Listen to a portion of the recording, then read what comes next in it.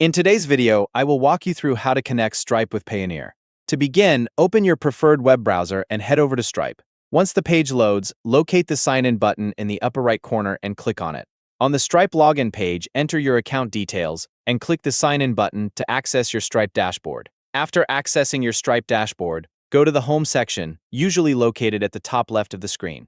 From here, find the Balance section to view and manage your account balances. In the Balance area, locate the Add Bank Account option and click on it. This will begin the process of linking your Payoneer account as your bank account. Next, open your Payoneer account and find your bank account details. Locate the required information, including the bank name, routing number, and account number.